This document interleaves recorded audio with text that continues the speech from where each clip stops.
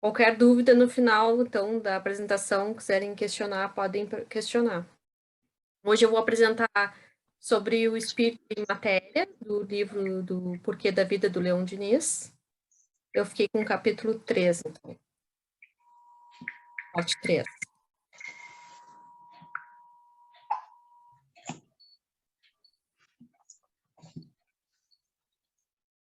Tô tentando passar e não tá indo, Eduardo. Agora foi. Vou começar aqui com a leitura o primeiro parágrafo, tá? Aqui diz assim, no primeiro parágrafo, o espírito e matéria diz, não há efeito sem causa. Nada procede do nada. Esses são axiomas, isto é, verdades incontestáveis. Ora, como se constata em cada um de nós a existência de forças e de poderes que não podem ser consideradas como materiais. Há a necessidade para explicar sua causa e de chegar a uma outra fonte além da matéria, a esse princípio que chamamos de alma ou espírito. Dentro desse parágrafo aqui, o que eu entendi que Leon Diniz quis dizer é que existe algo além da matéria. E entre a matéria também existe a diferença como nós, existe mesmo a gente a matéria, existe diferença entre nós. Como dos objetos também existe diferença entre eles, tá? E que a matéria não explica tudo. Aí eu peguei uma parte aqui de um conhecimento que a gente normalmente tem, que no princípio começa pela escola, né? E aí eu trouxe alguns conhecimentos aqui sobre a matéria. Normalmente na escola a gente aprende o que é matéria. É tudo aquilo que ocupa lugar no espaço e possui massa. Porém, cada matéria pode apresentar uma ou mais características, propriedades da matéria, que são diferentes de uma outra matéria, como também podem apresentar características semelhantes de uma forma geral. As propriedades da matéria estão divididas em dois grupos. Aí tem, assim, ó, várias definições para matéria. Pode ver que a gente não tem uma definição exata. Matéria é isso. Não se tem isso, né? Dentro do aprendizado que a gente tem. A gente tem estados da matéria, a gente sabe que matéria tem átomos, que os átomos se dividem, né? Existem várias definições para matéria. Eu coloquei algumas aqui, tá? Algumas propriedades da matéria. E aí, seguindo o nosso conhecimento, eu também fui lá e trouxe algumas explicações que é do Livro dos Espíritos. São os elementos gerais do universo, que é onde eles começam a explicar o que é matéria, né? O que é espírito. Aí, dentro desses, para a gente poder esmiuçar mais sobre o que ele está falando, de espírito e matéria, eu peguei essa leitura do Livro dos Espíritos, que é do Allan Kardec. Pode passar para o próximo slide. Obrigada. Aí, no Livro dos Espíritos, da questão 21 a 28, tá? Na 21, o Kardec coloca assim: a matéria existe desde toda a eternidade como Deus, ou foi criada por ele num certo momento? É a pergunta que ele faz para os espíritos, né? E aí os espíritos respondem para ele: só Deus o sabe. Há, entretanto, uma coisa que a vossa razão vos deve indicar: é que Deus, Deus de amor e caridade, jamais esteve inativo. Qualquer que seja a distância que possais imaginar o início de sua ação, podereis compreendê-lo um segundo na ociosidade? Eles fazem essa pergunta, né? Ou respondem com essa pergunta. Então, lembrando que esse conhecimento que o Kardec tinha é lá do século XIX, né? Das primeiras coisas que vem dessa temática da matéria e do espírito. Ele traz o conhecimento do Kardec lá do século XIX, dentro do conhecimento dele, ele faz esse questionamento e os espíritos respondem para ele. Lembrando que, naquela época também, a primeira coisa quando a gente fala de matéria, a gente pensa em átomo, né? Que é um elemento básico primitivo unitário. É o primeiro conhecimento que vem na cabeça da gente. E quando os espíritos respondem que Deus, ali naquela primeira parte, Deus, modelo de amor e caridade, ele faz uma associação da capacidade produtiva da divindade. E o amor como se uma ideia de movimento, uma ideia de motivação, uma ideia de ação, como se tivesse alguma forma intimamente associada à ideia do amor. Allan Kardec apresenta algumas propriedades assim da matéria, como extensão, né, aquilo que é capaz de impressionar os sentidos, como olfato, visão, tato, paladar, audição, que a gente não pode ter dois corpos ocupando o mesmo espaço e colocar essas questões, ele coloca essas questões para os espíritos, tá? Dentro do conhecimento dele, que ele tinha lá no século XIX. Aí aqui na 22, assim, define-se geralmente a matéria como aquilo que tem extensão. Pode impressionar os sentidos e é impenetrável? Essa definição é exata? Ele faz esse questionamento aos espíritos. E aí os espíritos respondem: do vosso ponto de vista, sim, porque só falais daquilo que conheceis. Mas a matéria existe em estados que não percebeis. Ela pode ser, por exemplo, tão etéreo e sutil que não produza nenhuma impressão aos vossos sentidos. Entretanto, será sempre matéria, embora não seja para vós. Eu sei que muita gente até que está aqui assistindo a live já tem conhecimento do Livro dos Espíritos, mas a gente muitas vezes a gente esquece e eu resolvi trazer isso aí porque é a base, né? É a nossa, pelo menos a nossa base de conhecimento é o TEC, né? Trouxe essa base para a gente ver o sentido naquilo que Leon Denis estava colocando. Então, a resposta que ele dá ali do vosso do ponto de vista, ou seja, porque a gente está falando daquilo que nós conhecemos. Sim, Não está sim, sim. errado, mas também não está completo a resposta, né? A matéria, quando ele fala que a matéria é etérea e sutil, a ação que vos causa os sentidos, é porque precisamos de instrumentos para perceber as relações materiais, como alguns instrumentos que não possuímos, então a gente deduz. Pode passar o próximo slide, Eduardo, por favor.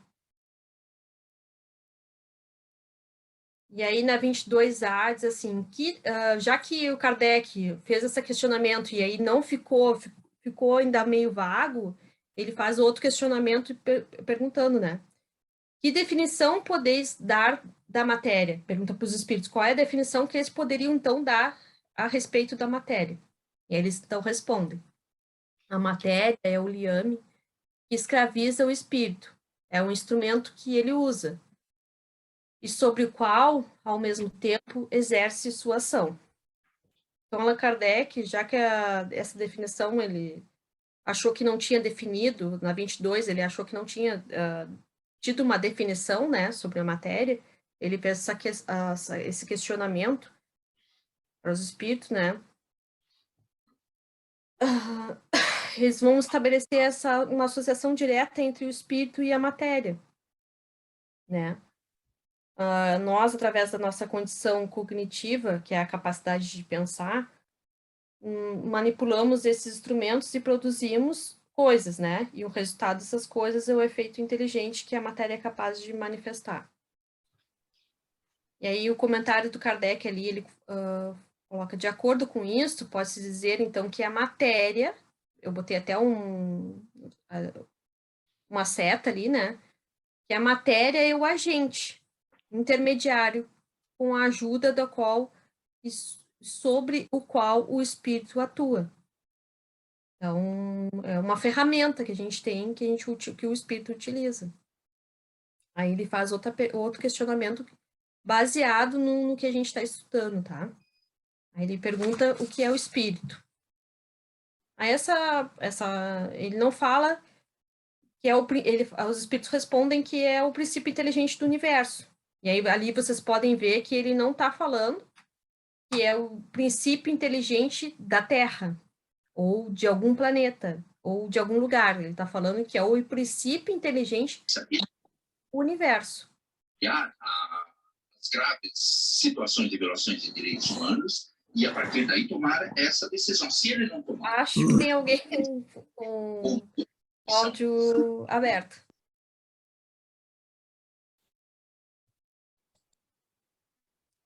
E aí ele tenta, a Kardec vai assim, tentando esmiuçar ali, né, e fazendo a pergunta na 23A. E qual a sua natureza íntima?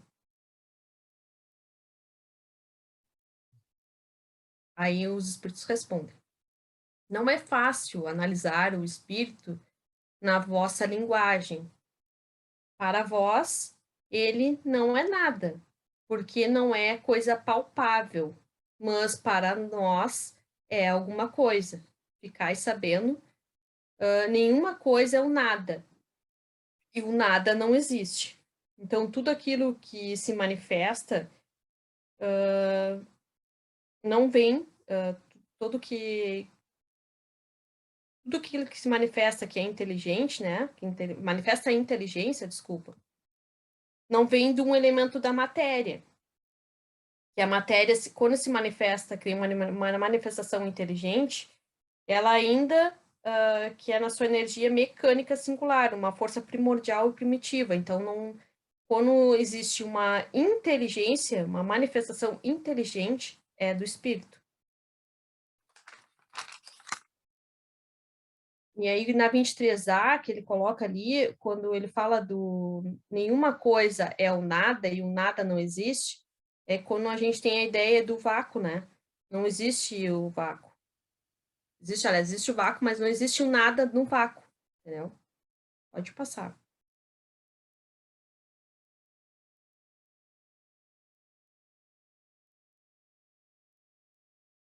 Na 24, ele pergunta ali, o Allan Kardec pergunta, o espírito é sinônimo de inteligência? E aí os espíritos respondem, né? A inteligência é um atributo essencial do espírito, mas um e outro se confundem num princípio comum, de maneira que, para vós, são uma e a mesma coisa. Então, a inteligência é um atributo do espírito, vem da nossa essência, da capacidade de raciocínio, é isso que nos distingue.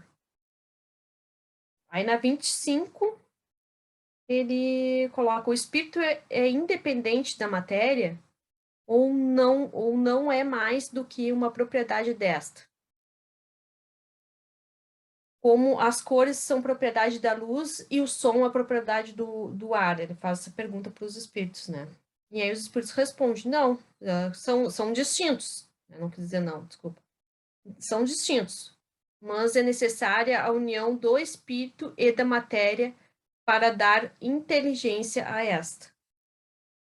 Então, o espírito não é matéria e a matéria não é espírito, né? Mas nós precisamos da matéria para fazer a manifestação da inteligência. Aí a 25A, ele pergunta assim: esta união é igualmente necessária para a manifestação do espírito?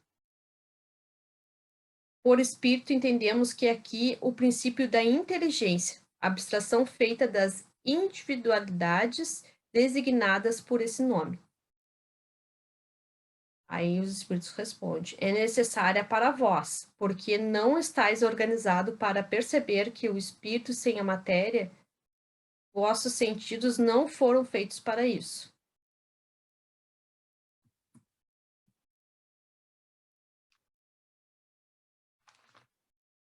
Pode passar, Eduardo, por favor. Eu estou tentando passar aqui e não, quando eu coloco aqui não vai.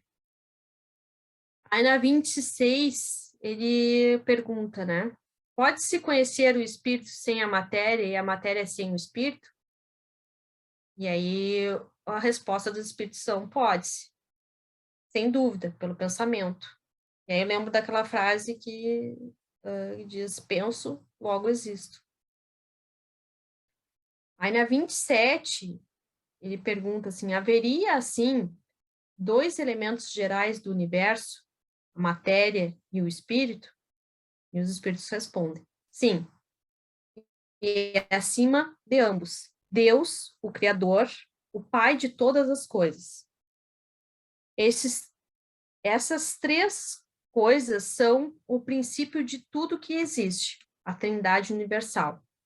Mas o elemento material é necessário ajuntar a fluido universal, que exerce o papel de intermediário entre o espírito e a matéria propriamente dita, demasiado grosseira para que o espírito possa exercer alguma ação sobre ela. Embora, de certo ponto de vista, se pudesse considerá-lo como elemento material, ele se distingue por propriedades especiais. Se fosse simplesmente matéria, não haveria razão para que o espírito não fosse também. Ele está colocado entre o espírito e a matéria, como a matéria e matéria, suscetível em suas inúmeras combinações com esta, e sobre a ação do espírito de produzir infinita variedade de coisas, das quais não conheceis mais do que uma ínfima parte, esse fluido universal ou primitivo ou elementar, sendo o agente de que o espírito se serve, é o princípio sem o qual a matéria permaneceria em perpétuo estado de dispersão, não adquiria jamais propriedades que a gravidade lhe dá.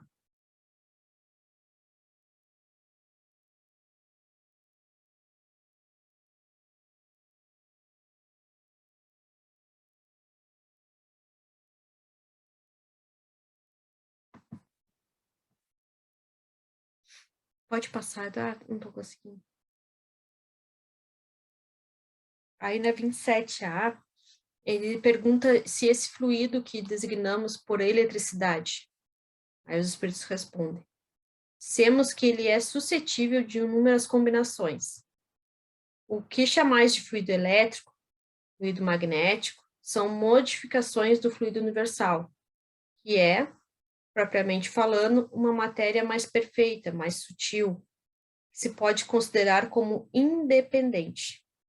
Aí na 28, para encerrar esse conhecimento do Livro dos Espíritos, ele pergunta assim: sendo o espírito em si mesmo alguma coisa, não seria mais exato e menos sujeito a confusões designar esses dois elementos gerais pelas expressões matéria inerte e matéria inteligente? Eles respondem: as palavras pouco importam, cabe a vós formular a vossa linguagem, de maneira a vos entenderdes. Vossas disputas provêm, quase sempre, de não vos entenderdes sobre as palavras, porque a vossa linguagem é incompleta para as coisas que não vos tocam os sentidos. Na verdade, não é só a nossa linguagem que é incompleta, né? Tem muita coisa, assim, que a gente não consegue explicar. Pode passar.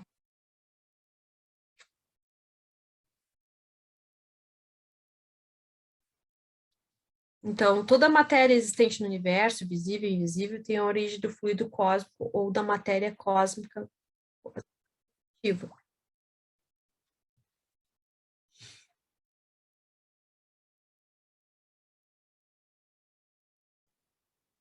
Desculpa, gente, eu botei o WhatsApp aqui para poder botar o coisa e tá tocando.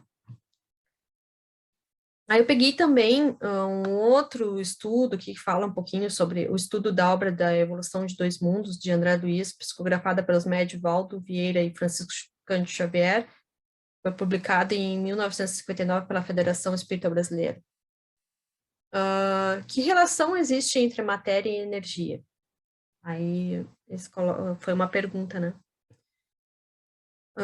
Na essência, toda matéria é energia tornada visível, e toda energia é, originariamente,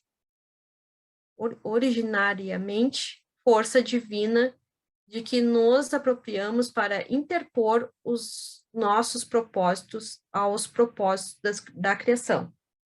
O fluido cósmico ou plasma divino, é a força em que todos vivemos, nos ângulos variados da natureza, motivo pelo qual já se afirmou, com toda a razão, que em Deus movemos e existimos. Então, obra citada da primeira parte, capítulo 1, página 23 e 24. Eu peguei também uma outra parte, uma parte só, porque a Gênesis fala bastante, mas eu peguei só essa parte aqui da Gênesis. Se observa tão grande diversidade na matéria, é porque, sendo em número ilimitado as forças que não hão presidido as suas transformações e as condições em que essas se produziram, também as várias combinações da matéria não podiam deixar de ser ilimitadas.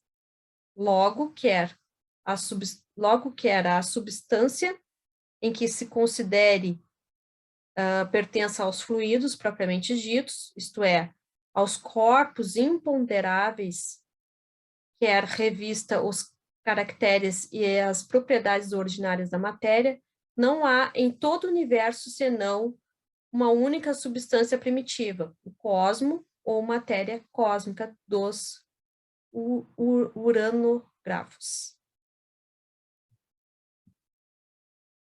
Pode passar.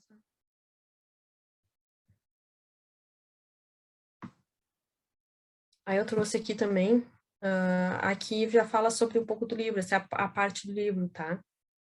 E após aquela primeira parte, aí continua aqui o livro do Leon Diniz.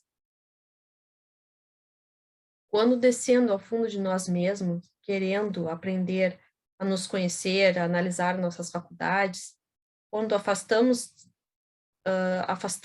de nossa alma a borra que a vida acumula, o espesso envelope de preconceitos, erros e sofismas que tem revestido nossa inteligência, penetrando nos recessos mais íntimos de nosso ser, encontramo-nos face a face com esses princípios augustos, sem as quais não haveria grandeza para a humanidade. Amor ao bem, né? Isso quer dizer, o homem sempre, ele tem essa tendência de querer o bem, o sentimento de justiça, um homem sempre quer ter justiça, né? Tem a justiça. E o desejo do progresso. O homem tem vontade de progredir. Esses princípios, que se encontram em diversos graus, tanto entre os ignorantes quanto os homens de gênio, não podem vir da matéria. Então, aqui que ele está querendo dizer que não tem como a matéria ela não sente isso, né? Ela não tem esse sentimento de querer o bem, de querer justiça, ela não tem vontade de progredir a matéria. É isso que ele está querendo dizer aqui, né? E se a matéria não possui essas qualidades, como poderia formar sozinha os seres que delas são dotados? Esse questionamento aqui que ele faz, né? Que a gente vem a pensar, assim, que a matéria, ela não tem como ela querer o bem, a matéria não tem como querer justiça, ela não tem como querer ter vontade de progredir, a matéria não tem sentimento. Aí continuamos no texto aqui. O senso do belo e do verdadeiro, a admiração que sentimos pelas grandes e generosas obras, não poderia ter a mesma origem que a carne de nossos membros ou o sangue de vossas veias. Está lá, na sua maior parte, como os reflexos de uma luz sublime e pura que brilha em cada um de nós. Da mesma forma que o sol reflete sobre as águas, quer estejam perturbadas ou límpidas. Aí eu coloquei um exemplo aqui, que a cadeira, ou até mesmo o nosso corpo, não quer amar, não tem o senso de justiça, não tem vontade de evoluir, né? E as coisas que são materiais não têm isso. A gente que tem uma manifestação inteligente, que é explicada através do espírito, que tem essa vontade.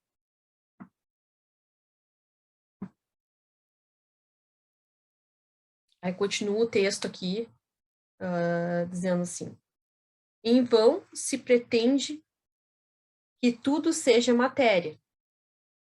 E apesar de que ainda que nos ressintamos de poderosos impulsos de amor e de bondade,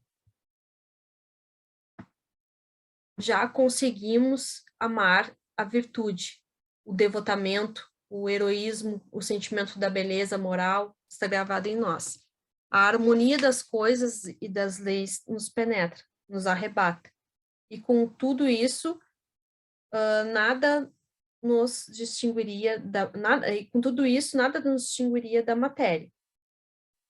Sentimos, amamos, possuímos consciência, vontade e razão, e procederíamos de uma causa que não encerra essas qualidades em nenhum grau, de uma causa que não se sente, não ama nem conhece nada, que é cega e muda.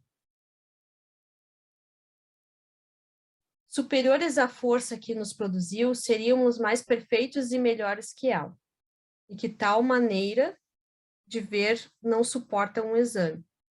O homem participa de suas naturezas por seu corpo, por seus órgãos, deriva da matéria, por suas faculdades intelectuais, morais, é espírito. Então, aqui ele está falando que no caso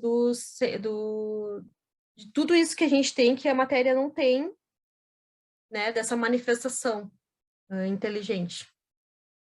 Dizendo ainda mais exatamente, seguindo no mesmo texto, tá, do Espírito e Matéria, do Leon Diniz, dizendo ainda mais exatamente, relativamente ao corpo humano, os órgãos que compõem essa admirável máquina são semelhantes às rodas incapazes de agir sem um motor. Aí eu coloquei até aqui a figura embaixo, né? Que agora, depois de eu terminar de ler, eu vou explicar. Sem uma vontade de que os coloque em ação. Esse motor é a alma, um terceiro elemento que liga os dois outros, transmitindo aos órgãos as ordens do pensamento. Esse elemento é o perispírito, matéria etérea que escapa aos nossos sentidos.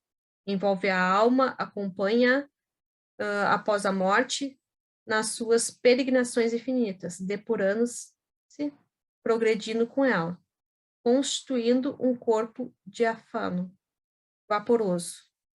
Aí eu coloquei aqui que nos diferencia da matéria inerte, né? As duas naturezas, então, do homem. Da matéria, o corpo, né? Os órgãos, que seria que eu coloquei ali o carro, mas propriamente eu vou botar as rodas, tá? Ele faz uma comparação no texto com as rodas do carro. Eu coloquei a foto, assim, mas eu coloquei, quis dizer que para falar sobre a movimentação dessa roda, tá? E o espírito são as faculdades morais, intelectuais, né? Então, o corpo são as rodas que giram, porém, elas não giram sozinha, né? Alguém precisa comandar essas rodas. E então seria o espírito que movimenta, que seria o que movimenta o motor, que comanda através do movimento, comanda essas rodas. E tem algo que liga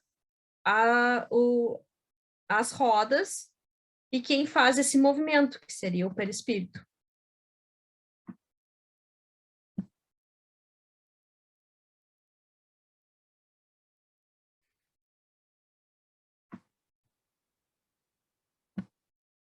Aí aqui, continuando no texto, mas assim, o espírito jaz na matéria como um prisioneiro em sua cela. Os sentidos são a abertura pelas quais se comunica com o mundo exterior. Mas, enquanto matéria, cedo ou tarde, declina, periclita e se desagrega. O espírito aumenta em poder, fortifica-se pela educação e experiência, suas aspirações se engrandecem, se estendem para além do túmulo, sua necessidade de saber, de conhecer, de viver não tem limites. Tudo mostra que o ser humano pertence apenas temporariamente à matéria. O corpo não é senão uma vestimenta emprestada, uma forma passageira, um instrumento com a ajuda da qual a alma prossegue nesse mundo, né? Sua obra de depuração e de progresso. A vida espiritual é a vida normal, verdadeira, sem fim. Aí eu coloquei o exemplo aqui do mergulhador, que ele precisa de todo o aparato ali, ele precisa do óculos, ele precisa do oxigênio, ele precisa da roupa, ele precisa das nadadeiras, né? Ele precisa de... Tem todo um aparelho, assim, todo um aparato para ele poder entrar no mar. Por quê? Porque não está, a gente como encarnado no corpo, na matéria, a gente não está adaptado para viver embaixo do mar, se a gente não tiver esses aparatos, né? Da mesma forma que o corpo, que o espírito, na verdade, não está adaptado para viver na Terra sem o corpo. Ele não vai progredir se ele ficar aqui, né? No caso, ele não vai ter... A função dele é vir encarnar no corpo, né? Ter essa experiência, progredir. Assim como a gente progride na matéria, a matéria também progride, né? Pode passar, Eduardo, por favor. Aí eu trouxe um texto aqui para a gente finalizar. Peço desculpas se foi muito chato, assim, a leitura, eu fiquei um pouco nervosa também. Mas eu trouxe esse texto que eu achei bem interessante para a gente levar adiante, assim, né? É um texto extraído do livro Saúde Perfeita, do médico indiano Deepak Chopra. Ele coloca assim no texto: somos as únicas criaturas na face da Terra capazes de mudar nossa biologia pelo que pensamos e sentimos. Nossas células estão constantemente bisbilhotando nossos pensamentos e sendo modificados por eles. Um surto de depressão pode arrasar seu sistema imunológico. Apaixonar-se, ao contrário, pode fortificá-lo tremendamente. A alegria e a realização nos mantêm saudáveis e prolongam a vida. A recordação de uma situação estressante que não passa de um fio de pensamento libera o mesmo fluxo de hormônios destrutivos que o estresse. Quem está deprimido por causa da perda de um emprego projeta tristeza por toda parte no corpo. A produção de neurotransmissores por parte do cérebro reduz ao nível de hormônio o nível de hormônios baixa, tá? O ciclo do sono é interrompido. Os receptores neuropeptídicos, desculpem aqui a pronúncia da palavra, neuropeptídicos, desculpe, na superfície extrema das células da pele, tornam-se distorcidos. As plaquetas sanguíneas ficam mais viscosas e mais propensas a formar grumos, e até as suas lágrimas contêm traços químicos diferentes das lágrimas de alegria.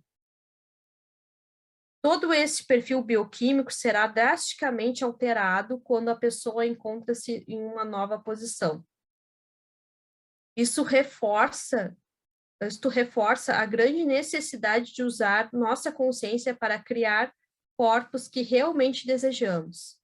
A ansiedade por causa de um exame acaba passando, assim como a depressão por causa de um emprego perdido. O processo de envelhecimento, contudo, tem que ser combatido a cada dia. Shakespeare não estava sendo metafórico quando Próspero disse: nós somos feitos da mesma matéria dos sonhos. Você quer saber como está seu corpo hoje? Lembre-se do que pensou ontem. Quer saber como estará seu corpo amanhã? Olhe os seus pensamentos hoje. Ou você abre o seu coração, ou algum cardiologista o fará por você. Aí, Deepak Chopra. Aí, a formação dos nossos corpos físicos e etéricos vai muito além da simples alimentação, né? Somos orientados pelo equilíbrio e uma boa condição mental, de paz, alegria, amor, são importantes para uma manutenção da nossa matéria com vigilância de bons pensamentos. Então, assim como que eu estava comentando, que o nosso espírito está aqui e está numa experiência na matéria, e a gente tem como criar a nossa vida, né? No caso, não é... Uma coisa é a gente estar negativo, e outra coisa é a gente ser negativo. Então, com esse texto do Deepak Chopra, eu quero termino aqui, então, a minha exposição. Espero não ter confundido vocês, e desculpa pelo nervosismo.